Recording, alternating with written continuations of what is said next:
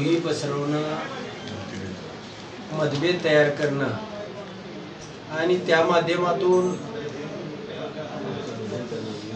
रामासारख्या एका पवित्र माणसाचा सुद्धा गेली 30-35 वर्ष राजकारणासाठी वापर, असे अनेक प्रकार आहेत. भीमा कोरेगाव हे एक दलित समाजामधलं एक ऊर्जा स्तोत्र आहे आणि पाठीमागच्या पूर्वजांनी ज्या लढाया केल्या, जिंकल्या, त्याचं ते प्रतीक आहे. आणि तो स्तंभच मोडून टाकायचा, त्या ठिकाणी दंगल घडवायची, गोरगरीब महिला, लहान मुलं या दंगलीमध्ये काय अपंग झाली, काही अनेक घटना त्या ठिकाणी घडल्या.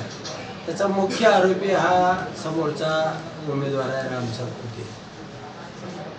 आणि तो कालच्या वेळापूरच्या सभेमध्ये मुस्लिम समाजाविषयी त्याच्या मनामधला जो द्वेष आहे तो बाहेर पडला. त्याला एक दाखवायचं आहे की या माध्यमातून मुस्लिम समाजावर जर आपण हल्ला केला, त्याला हिरवे साप म्हटलं तर तो समाज आपल्याकडे आकर्षित, हिंदू समाज आकर्षित होईल. आणि प्रत्येक समाजामध्ये मग इकडे एकनाथ शिंदे म्हणतायत की मराठा समाजाला मी आरक्षण दिल्याशिवाय राहणार नाही, आणि भुजबळ म्हणतायत मी ओबीसीला हात लावू देणार नाही. म्हणजे नेमकं या सरकारचं चाललंय काय हे सुद्धा आपल्याला कळत नाही. पहिल्या कॅबिनेटमध्ये धनगर समाजाला आरक्षण देणार म्हणून सांगतायत आणि त्यांचेच मंत्री इकडं कोर्टामध्ये पाठवून विरोधात अफिडेव्हिट सादर करतात. म्हणजे हे सरकार एक म्हणजे 3 पक्षाचे मिळून ती महायुती आहे. याच्यामध्ये कुणाचा कुणाला ताळमेळ नाही, कुणाची कुणाला सुसूत्रता नाही. फक्त मताचं राजकारण गेल्या वेळेला लोकसभेमध्ये ठोकून काढलं. त्यावेळी लाडकी बहीण यांना आठवली. म्हणजे केवळ आणि केवळ सवंग लोकप्रियतेच्या आधारावरती, जाती धर्माच्या आधारावरती, समाजामध्ये दंगली घडवण्याच्या आधारावरती यांना मतदान मिळवायचं. यांनी 10 वर्ष काय केलं? असा कोणता विकास केला ते महाराष्ट्रामध्ये उद्रेक झाला? ह्यांचे 31 खासदार पोत्यात घालून लोकांनी बदलून काढले. असं काय घडलं राज्यामध्ये? पवार साहेबांच्या सोबतीनं तर कोणच नव्हतं. तुमचं लोकमत चांगलं आहे, काम चांगलं आहे, काय लोकांचे आमदार फोडायचे, चोरायचे, 50-50 खोक्यानं त्यांना पैसे द्यायचे. ईडी सीबीआय लावून एक तर पक्षात नसेल तर जेलमध्ये जा, दुसरा काय मध्ये आधी त्यांना अजेंडाच नाही. आणि मग सत्ता यांना का द्यायची? मला या तालुक्यातल्या जनतेला प्रामाणिकपणानं सांगायचं आहे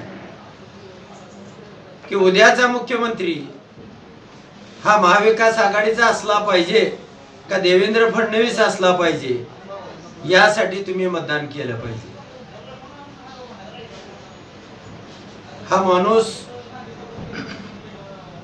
विकृत आहे आणि याच्या मनामध्ये कायमस्वरूपी सगळ्या समाजाविषयी पाप आहे.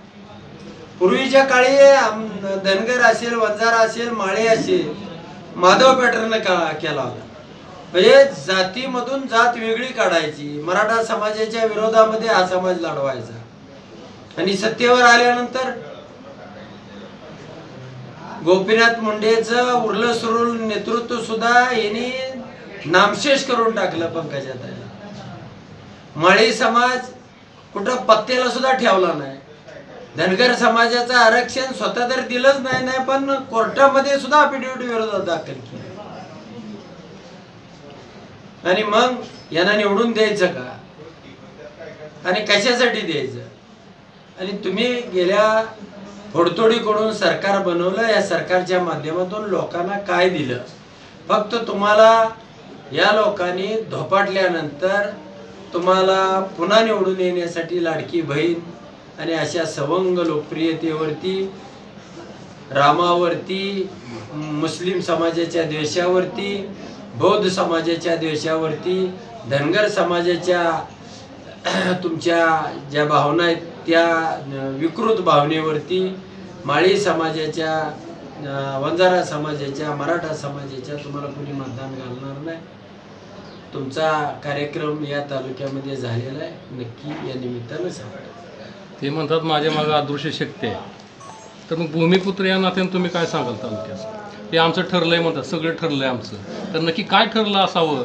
आणि भूमिपुत्र ठरलंय गबाळ बांधून बीडला जायचं, आणि अदृश्य शक्ती जी आहे ती त्यांना त्या 20 तारखेला कळेल काय ह्या तालुक्याची शक्ती आहे. इथं जे आदर्श वगैरे काय नसते, इथं जे बी असते ते लढाईनंच असते, आणि त्याच पद्धतीनं त्याचं हे होणार. ते सारखं म्हणतात मी जिंकणार आहे, मी जिंकणार आहे, मग त्यांना एवढा आत्मविश्वास कसं काय? आता शेवटची फडफड असते, आणि तालुक्यातले तुम्ही पत्रकार मंडळी म्हणजे चाणाक्ष पत्रकार म्हणजे तिसरा डोळा असतो, तुम्हालाही नजर आहे.